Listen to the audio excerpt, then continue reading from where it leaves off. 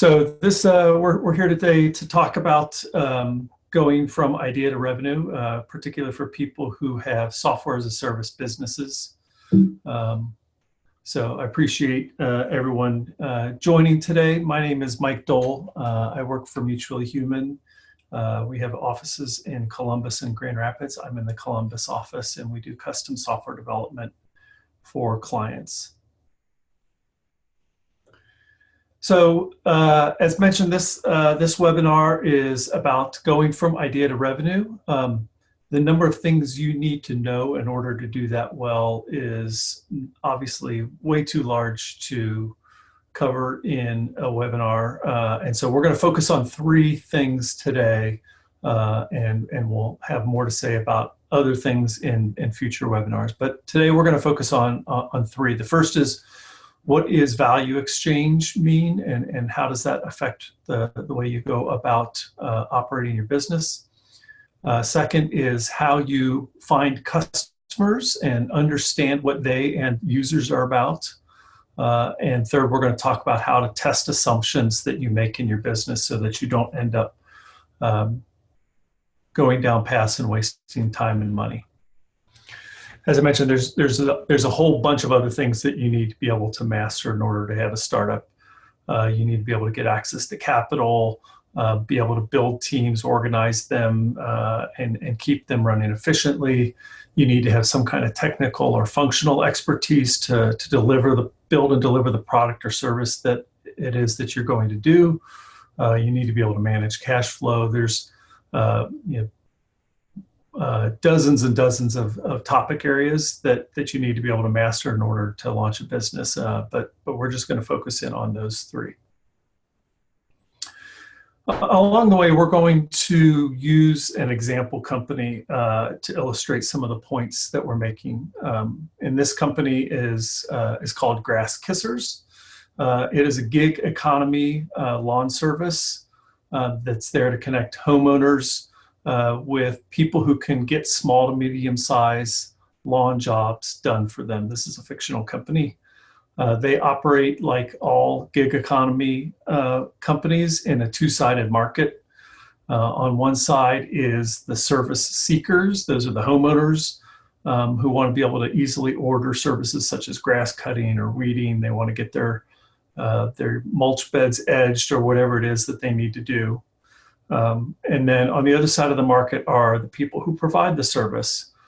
Could be people in the gig economy who just want to take on individual jobs, but it could also be landscaping companies who are looking to complement some of the work that they're doing.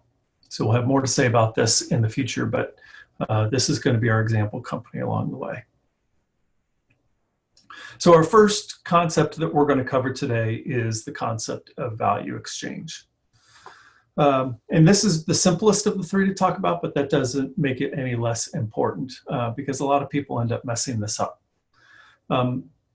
Fundamentally, what a business is about is providing and exchanging value with their customers. Customers start off with a set of problems or wants or needs, things that are not right in their world.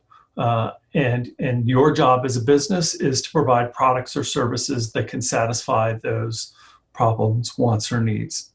And if you're able to do that, value gets exchanged and that the customer will give you money. This is the fundamentals of business. And it's fairly simple to state this and think that people don't lose sight of this, but they do frequently. One way you'll to think of this and to know that you're on the right track is if you are looking at things that will result in people who will engage in voluntary behavior change, and that is a more important focus than thinking about the features that your app is going to develop. The value that your customers provide can come from a lot of different sources. Particularly if you're in a B2B type of business, the value that your customer is looking to do is themselves likely to have some financial component. So they may be looking to increase revenue or protect some of the revenue that they already have. They may be looking to reduce costs or avoid future costs that might come with new regulation or growing inefficiencies. So understanding for certain types of customers, their value might be financial in nature, but it doesn't always have to be that. A lot of times there are other sources of value, and you'll see these a lot of times in consumer-oriented applications. So people may be looking to get entertainment as they do from video games. They may want to be educated, as you can be with on YouTube. Enhance their sense of wellness and become healthier people. Strava is an application I use to help encourage me to exercise more. They may want to get a sense of fulfillment and accomplishment. And Tough Mudder is a business that is formed about providing people who participate in those races that sense of accomplishment. People may be looking to get promotion for themselves or their businesses, and Squarespace is a service that provides that as a value to its customers. Or connection. Facebook frequently talks about their central core value is to connect all of the people across the world. And so the people who engage in that are looking for a sense of connection, whether that's to their family or their class, high school classmates or whatever. So value can come from a lot of different places. It need not be strictly financial, but nonetheless, it's important to understand what the value is. As I mentioned, it's really easy to become distracted from this concept, though. I recently bought a receiver for our home entertainment system. This was a relatively inexpensive receiver that I bought. It has 4 HDMI inputs, which is 2 more than our old one. The old one worked well enough for a while, but then we ended up adding in extra devices, and we needed to go from 2 inputs to 4. This receiver also offers lots of different listening modes and audio profiles. It can do multi-zone listening. It supports Dolby Atmos and other high-tech features. Frankly, I care about almost none of those things. There's really only one that I care about, and that's the number of HDMI inputs that it has. And I bought the cheapest one that I could. It's not hard to find receivers that really have a bunch more features. And in our industry, or when you're building a business, one of the ways that you lose track of value exchange is by when you're trying to compare the number of features that you have with what your competitors offer. And if those features actually end up not providing any value to your customers, it can be a distraction. And in fact, it can overcomplicate the product that you're offering. There's a comic that's been shared on the web that sort of, I think, does a great job of capturing this. The other thing that it captures is that trying to understand what the value is that your customer is looking for is not always as easy as it might seem.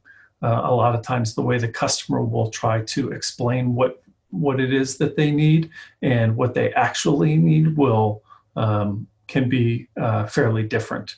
And your job as a business is to ultimately understand what it is that the customer is looking for, where they get their value, and provide that. So let's look at our example company, Grass Kissers. And one of the types of people who are involved in this is homeowners. So what do homeowners value that might bring them to Grass Kissers? Well, they may be looking to save time. They have a lawn. They may be in a neighborhood where everybody else has wonderful looking landscaping around them, and they're worried about looking bad by comparison. So they want to perhaps increase the prestige or their reputation within the neighborhood.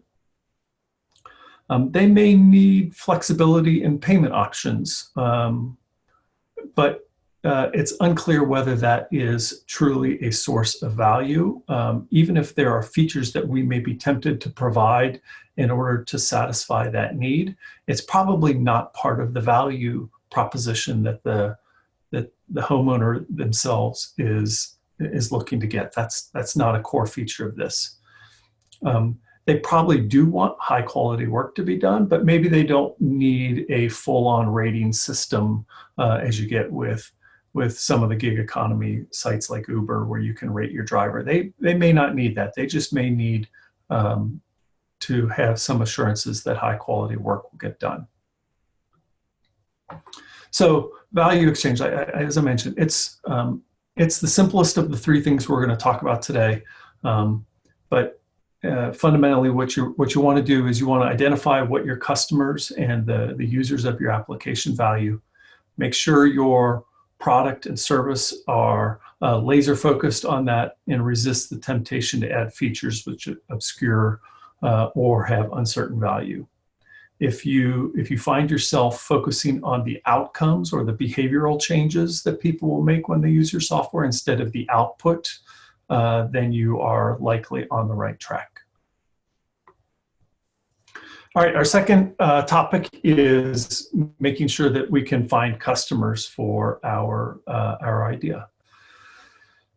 For over a century now, one of the primary ways that people organized a business and brought something to market is using something called the product development model. And it's fairly simple, and there are different ways that ends up getting drawn, but it is one where you are focusing on the product and making increasing levels of fidelity along the way. So you start off with a concept in mind, and get to the point where you can raise money in order to fund your idea.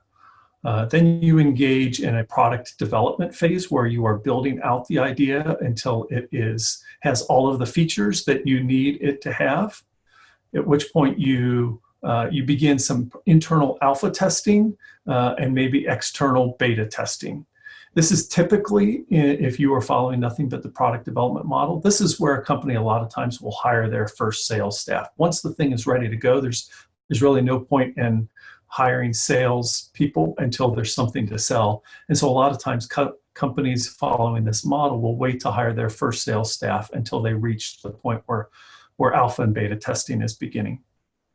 And eventually you launch the product or you have your first shipment. And at that point you try to build a sales organization. So this is the product development model. There's a lot of things that have followed this over the years, and even to this day. Apple a lot of times follows parts of this model. Avengers Endgame as a film that came out had a lot in common with this, where there was not a whole lot known about what was going to be in the movie beyond the broad brushstrokes painted by the ones that came before it, until it was launched to the public, and they took a chance that it would be a good movie. So if you end up seeing some company that has a big splashy launch and tries to capture a first mover advantage, they are likely following the product development model. And the assumption is that first mover advantage is so valuable that you want to keep things hidden, stay in stealth mode until you can get to the point where you can get things in front of customers so as not to tip off potential competitors. One of the problems, there are many problems with the product development model, or many risks associated with it. But one of the most noteworthy is that it fails to address the thing that that causes most businesses to fail. A couple years ago, CB Insights did a postmortem of 101 different startups that had failed, and tried to categorize what it is that caused them to fail. And almost half of them failed because the thing that they built and launched as the startup, they concluded there was no market for the product that they had built. Another almost third ran out of money before they could make it work. And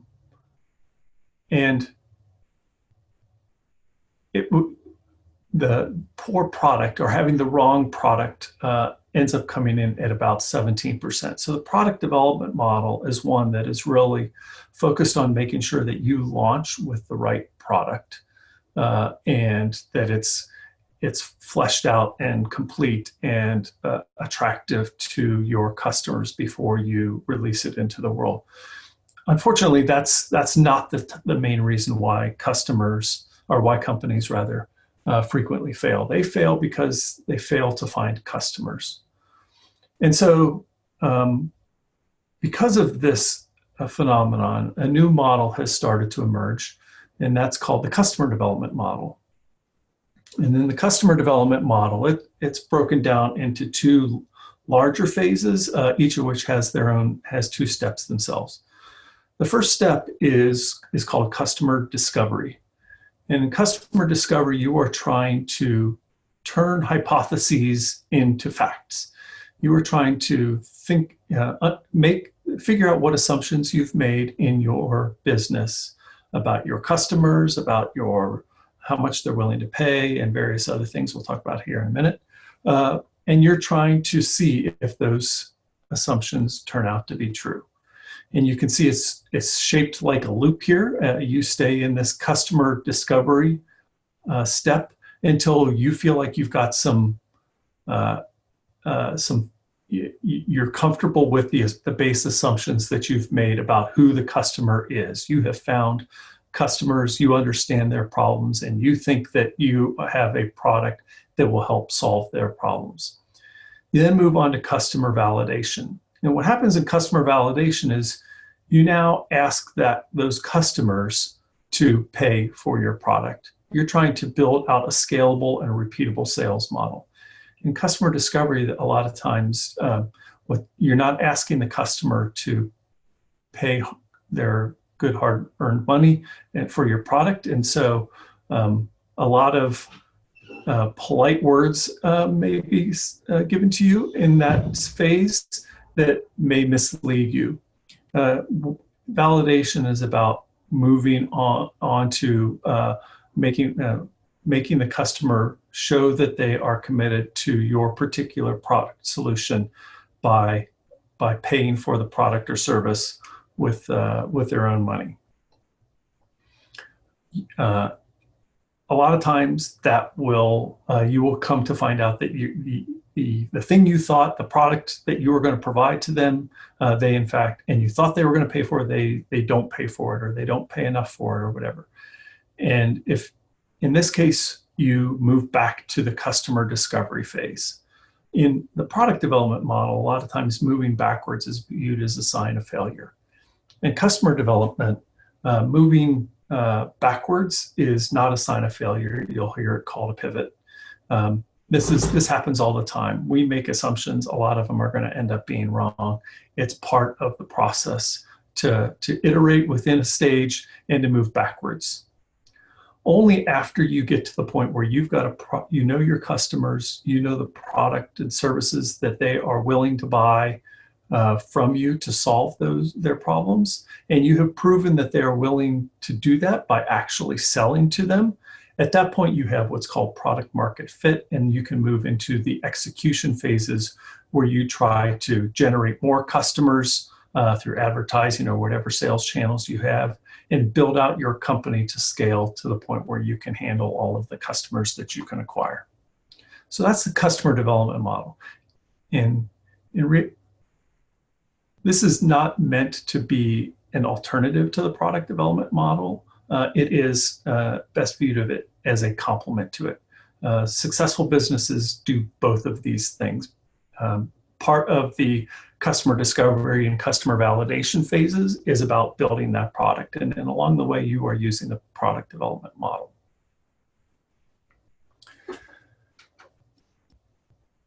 When you start a business, you're going to have a bunch of different assumptions that you're going to make. And there are lots and lots of tools that you can find on the internet or in books that will help you categorize and think through those assumptions. I happen to grab one of the most common one. It's called the Business Model Canvas as an example here. And you can see these are really just a series of prompts or questions that force you to think about the assumptions that you're making. We are focusing today primarily on the customer segments and customer relationships boxes in here, but any good business is making assumptions about where the value is coming from, who the partners are that they're going to work with, what resources you're going to have, where revenue is going to come from, what the costs are going to be. And in reality, customer development is helpful for fleshing out the customer parts of these, but a lot of the assumptions that you're making in all of these things get tested and validated using the same mechanisms that you do for customer development. When you first start, it's important to be humble and recognize that what you have here are nothing more really than educated guesses for all of these things. The reality is that the facts of these things, they don't exist inside your head or exist inside the office. They exist out in the real world, and so you have to get out of the office and go test these things. So understanding customers, as I mentioned, you want to form your initial set of assumptions about who they are, what problems they have, what segments exist, et cetera. Regardless of which tool you end up using, you want to capture your assumptions and assumptions about who those customers are. A quick note: you are probably not the customer. There's an adage that it's helpful to scratch your own itch when you're building a business. And while there is some truth to that, in that it can be helpful in times when you hit some lull where you might need extra motivation, and scratching your own itch can provide that. It's important to recognize that you represent only one set of experiences. Bring your own context. You know a lot more than your customer does, and so don't assume that you are really representative of the customer. You need to go out and talk to actual customers. Okay, so let's move to our example, grass kissers. We have a couple of different actors who all can play a role here. We have Howie, the homeowner, who we talked about earlier. There's someone in the gig economy who's going to do work for us potentially. That's Wanda, the worker. There are landscaping businesses out there. Linda, the landscaper, is one of these people. And Helen, the homeowner association rep, who we might call on to help us get visibility with Howie is another. So with grass kissers, as with your business, you sort of sit down and you think about who are the people that are in my sphere of operation. How do they relate to each other? And then make a hypothesis about which of these is going to be the customer. And so we're going to assume that Howie, the homeowner, is our customer. And what Howie wants is a nice looking yard. The things that Howie has a barrier to is he doesn't have enough time to get all of the work done that needs to be done.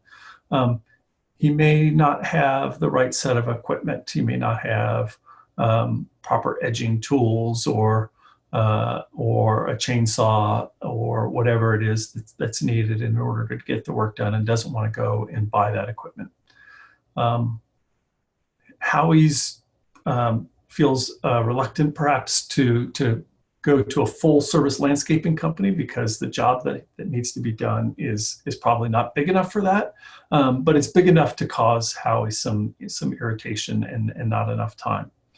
And the other problem that Howie has is that there's he knows he wants to have quality work done, but he's unsure of how to find someone trustworthy. You put something in the Craigslist to try to find someone to do the work, but how do you know if that person is going to be trustworthy and do a great job?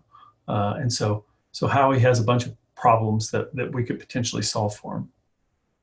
So today, Howie is coping by really not coping very well. We're going to surmise that Howie is falling behind and getting embarrassed as a result of this. And we think Howie is going to be willing to pay a small premium over what he would have to pay if he went through a Craigslist option to eliminate hassle of finding someone and ensuring that high quality work will get done. And we're going to find Howie through online advertising, perhaps through Facebook. And we're also going to engage homeowners associations to try to make Howie recognize who we are and get in contact with us. Sorry. All right. So the summary of this section on finding customers is it's important to recognize the product development model is useful and valuable, but you don't want to rely solely on it. Instead, you want to complement it with the customer development model, and then you want to stay in those first phases until you have a proven business model. Those first two steps where you do customer discovery and customer validation, those are all about finding a business model that will result in you being a profitable business. You want to stay in that phase until you get product market fit. And you want to recognize that you're starting your business, even if you have a background in the thing that you're doing, you're really starting with nothing more than educated guesses. And finally, the biggest risk that you have to face is not having customers. And so your first order of business is to ensure that you know who those customers are and that you can solve their problems. All right, let's move on to our third topic, which is how to go about testing your assumptions. So at a real high level, the assumption testing process we're going to use, it uses hypotheses and experiments. And so we're going to pick one or more assumptions after we've articulated them. We're going to pick one of them. We're going to make a testable hypothesis about that assumption, something that is quantifiable, that we can tell whether the hypothesis is true or not. We're going to design and build an experiment to test that hypothesis, run it, look at the results of what our experiment says, and then make adjustments to our assumptions and incorporate any learning we have along the way. And we're going to do this over and over and over. It's a repeating loop. And in fact, you may have heard of something called the build, measure, learn loop. And that's essentially what this is. There's some debate whether you start with the build phase or the learn phase. I typically start by thinking about what it is that I want to learn. How can I build something to test that out, measure the results, and then fold that back into learning. And this is the model and the mantra of how you structure your business when you are getting started. There are other competing ways of going about doing this. The build, measure, learn is very common in software startups, in places where, in lean manufacturing, where a lot of this stuff came from. They follow Edward Deming's Plan, Do, Check, Act, and those are really it's kind of the same model here, where you're planning what it is that you want to learn. You actually do it. You check the results, and then you adjust what you're doing based off of what you learned along the way. So similar models in lean manufacturing and in bringing startup businesses to market. Both of these things actually are really derivations of the scientific method, and that's been used for centuries, about where you're trying to develop general theories and make some observations that you can test and see if your theories are consistent with what the tests suggest would happen. When you go to build your experiments, at the beginning of your company, you're going to start simple.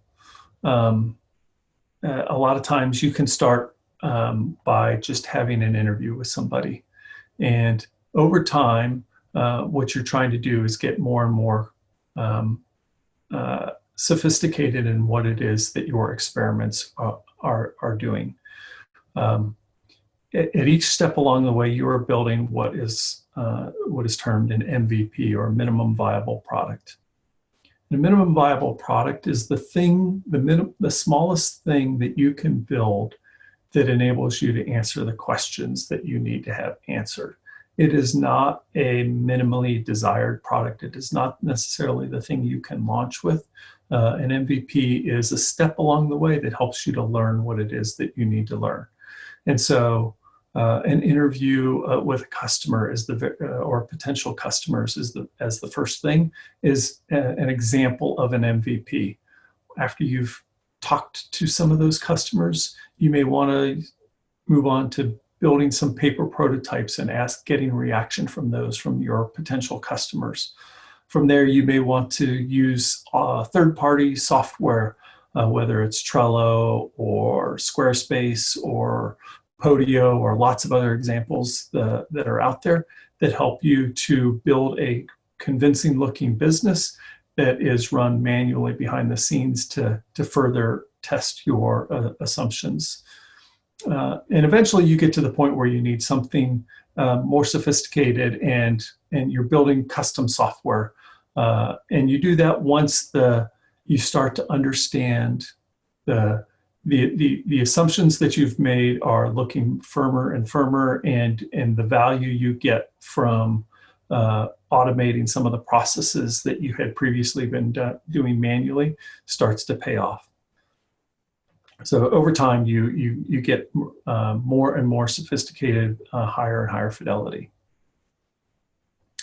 In the build, measure, learn loop, probably the hardest thing is measuring appropriately. People are very familiar with the idea that if you can't measure it, you can't manage it. And I think as a consequence of that, what happens a lot of times is people believe that any kind of measurement is valuable, but measuring things is really difficult. What people end up doing a lot of times is they use something called vanity metrics. And these are metrics that make you feel good, but they can be easily manipulated. So the number of trial users that you have, if you try to attract customers by offering a free trial, you may want to count the number of trial users as a metric. And you can feel good about that. But if those trial users never end up turning into paying customers, that's not valuable to your business. And so it's a vanity metric that makes you feel good, but is ultimately not terribly valuable. Same with the number of page views that your site might collect, or the amount of revenue that you've pulled in. All of these things make you feel good, but are ultimately not valuable. And so what you want to do instead is think about how you can turn your vanity metrics into actionable metrics. So instead of counting just the number of trial users, think about what percentage of those trial users convert into paying customers. Instead of looking at the number of page views that your business is serving up, how many signups are you getting per 1,000 page views is more meaningful. Instead of looking strictly at revenue, revenue is wonderful, but if it doesn't turn into profits, it's a sure sign, it's a certain way to failure. And so instead of looking at revenue, maybe look at profit per customer. Instead of looking at the number of customers, maybe all of your customers came in the past. How well are you retaining those customers? Are they staying active? So when you're thinking about what to measure as part of your build, measure, learn cycle, be thoughtful and make sure that the thing that you're measuring is stuff that really matters. There are, helpfully, there are a couple of different frameworks. I don't have time to go into all of them today, but I'll just quickly highlight ones that you may want to go investigate later. Dave McClure came up with something called the Pirate metrics that look at acquisition, activation, retention, revenue, and referral as broad categories of metrics.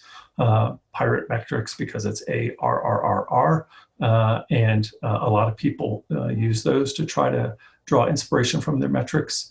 Google has something called the HEART framework that they use to understand whether what they're doing is having impact for their users, and that's looking at things about whether it's providing happiness, engagement, adoption, retention, and whether people are getting the things done that they needed to get done with and engaging with stuff. So these are two examples. There are other metrics frameworks that will be useful sources of inspiration for you.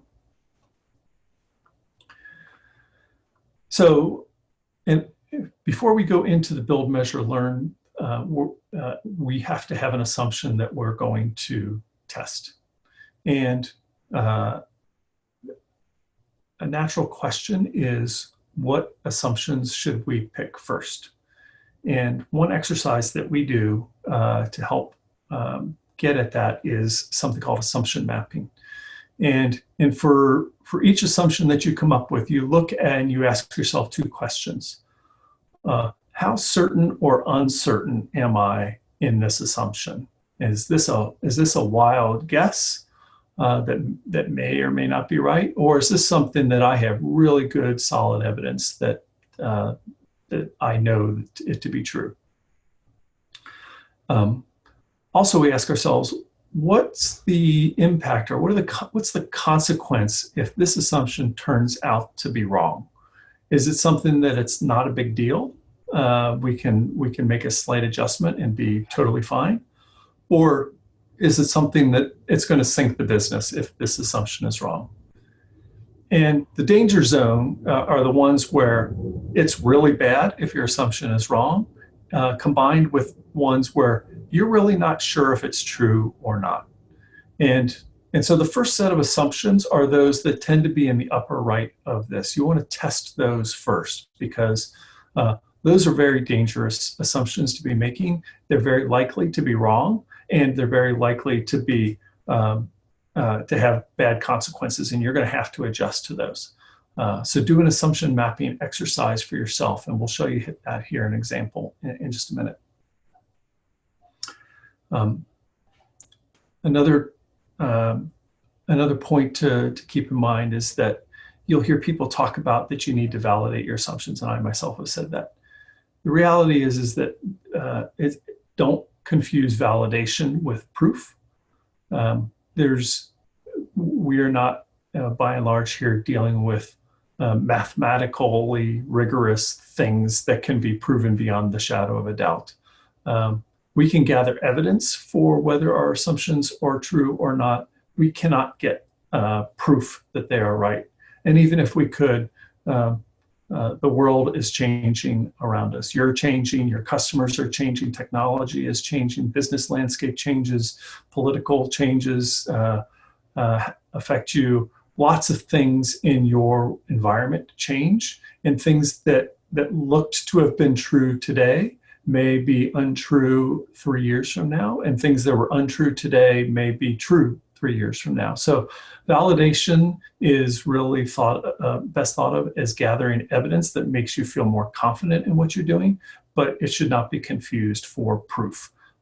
You need to validate things frequently from time to time to ensure that you can remain confident in what it is that you're doing.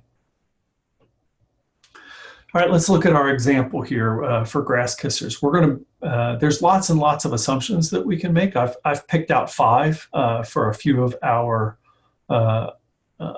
actors. So 2 for our primary customer. We think Howie, the homeowner, is going to be willing to hire for small lawn work jobs. And that is, we think that we have customers who are willing to do this. A second assumption is maybe that Howie's willing to allow the work to be done while he's away from home. It might be important for, Howie maybe has a job and isn't at home, and we want to make sure that the work can get done even when Howie isn't at home. The third assumption is that we have people who are going to do the work for us coming out of the gig economy, that we'll be able to attract people to actually get the work done. This is a two-sided market. If we can't get people out of the gig economy, there's a fourth assumption, which is that in the meantime, we can talk to landscaping companies who have excess capacity to do work and get them to do small jobs, perhaps at a discount rate. But we can bootstrap the business by using existing landscaping companies to do small jobs. And finally, another assumption that we've made about is that we can find the homeowners perhaps easiest and keep our costs low by talking to people who are in the homeowners associations and getting them to help raise the profile of grass kissers and perhaps offer them discounts to come use our service. So we've mapped out these particular assumptions. The highest danger one is that first one. It's that we've got homeowners who are willing to hire for small lawn work jobs. If we're wrong about that, we have no business. And frankly, I'm not entirely sure that this is true or not. Homeowners today Howie, we mentioned, is getting along by being embarrassed. Maybe Howie's not willing to pay for that embarrassment to go away. Maybe Howie is using neighborhood kids to get the work done. But we're assuming that we can compete with both of those things by offering a higher quality service. But it's a big assumption. The second biggest one is that we can actually get people to get the work done without paying exorbitant fees. We can. The landscaping company is probably able to do the work if we're willing to pay them enough, but it's not a good long-term strategy. The homeowners association, if we are wrong about that, it's probably no big deal. We'll have to find other ways to attract our customers. And we really have no idea whether we're going to be able to make contact with these. So assumption number 5 is kind of high on the unknown thing, but if it ends up being wrong, it's not a big deal. So this is an example, a very simplified example of an assumption mapping exercise that you can do with your own business to try to figure out what are the things that you need to spend your initial energies on in the build, measure, learn cycle. So we're going to test assumption number 1, which is that Howie, the homeowner, is willing to hire for small lawn work jobs. So there's 2 parts to this assumption. The first one is we need to be able to reach Howie, and so we think we're going to establish a testable hypothesis on this, which is that if we can get 15% of homeowners to come to our site, become aware of the service, they will be willing to ask for a quote for work that they can get done at their home. And so in order to do that, we're going to run an experiment, which is, first off, we're going to find some contractor in the area to actually fulfill this and to work with us. This could be a friend or a landscaping person, someone who's going to help back us up so that we can actually do good by the customer if and when they start to engage. Then we're going to make a simple landing page on Squarespace. There's lots of great templates there. You can do this very quick and easily. We'll use Facebook to drive Facebook ads to get 100 visitors in our particular location. Facebook allows you to target based on geography. And so we'll try to get 100 people to visit our site, our Squarespace site, and then cut it off. And then we're going to count the number of times people fill out the form on that site that says that they want a quote for something done at their home. And if 15% or more of the people who come to that page fill out that form and ask for a quote, we're going to feel pretty good about a portion of assumption one, which is that people who become aware of the service are going to actually ask for the quote. The second part of that, though, is once they get the quote, are they going to be willing to do the actual hiring? And so we believe 10% of homeowners receiving a quote will engage in the service. So this is more in the customer validation portion of customer development model, the second step. So we're actually going to try to make a sale here. And so we take all of those previous recipients in the Trello board, we actually give them we give them quotes of work to be done with the contractor that we've hired. We can use something like MailChimp to quickly deliver a real-looking email quote to the customer prospect, and count the number of times they click the button that says, yes, I'm willing to do this. And then we'll actually deliver the service. And so if 10% of the people who get the quote engage in the service, we will count this hypothesis as true. Finally, we have a third assumption, which is that we can get gig economy workers. And it works kind of the same way, where we believe that we can, 20% of the workers who become aware of this as an opportunity will end up offering to do work with us. And so instead of using a sign-up page on our site, in this case, we'll use Craigslist as a way to try to attract users. So testing assumptions, you begin by ranking your assumptions. You build experiments to test out your hypothesis. Start simple, become more and more sophisticated over time, and make sure you are careful about what you measure. This thing is you do this over and over and over again, and as you do it, you want to optimize to make that cycle go as fast as you can. The shorter you can, the feedback loop is, the higher your chance of success. So today we've talked about 3 essential things to be able to go from idea to revenue.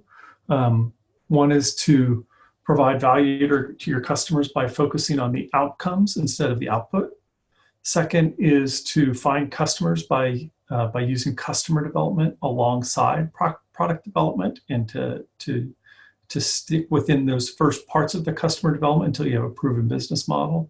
And finally, we talked about how to identify and test your assumptions with the build, measure, learn loop as a way to avoid waste and build your corpus of knowledge quickly.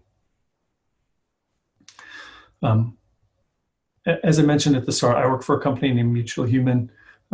We build software for organizations who have unique needs, and it's important for us to understand what their value is that we are trying to provide.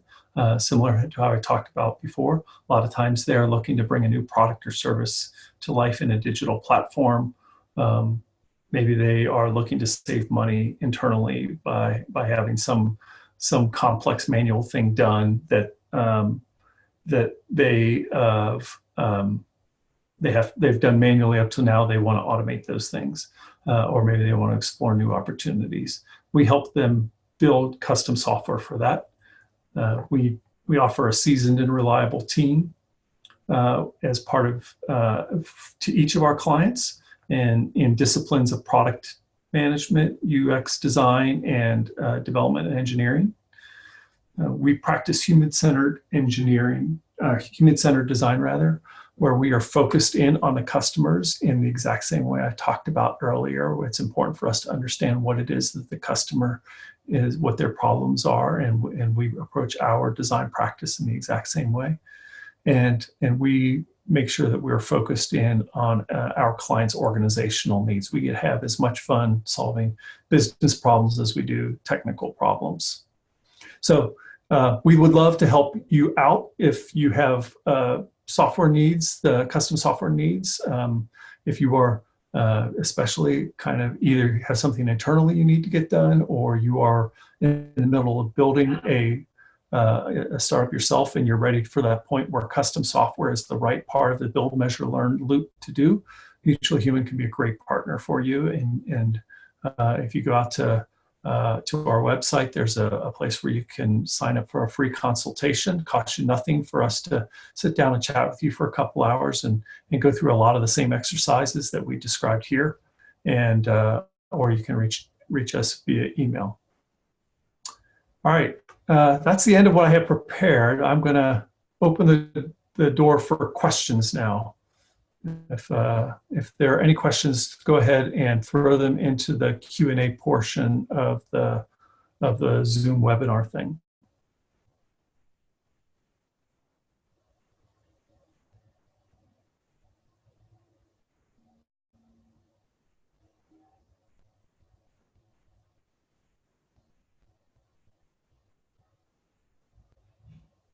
Okay, I saw someone ask a question about where can I learn more about customer development.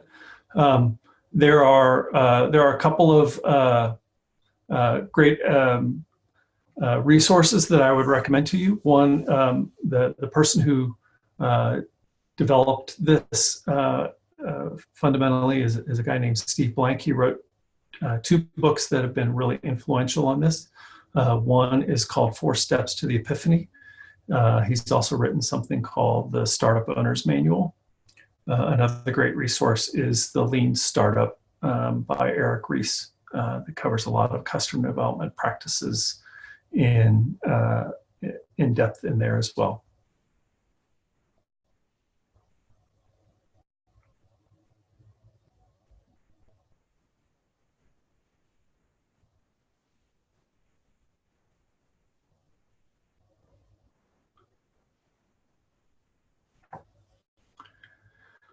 All right, well, I want to thank everybody for taking the time to join us today in this webinar. I hope you found it useful.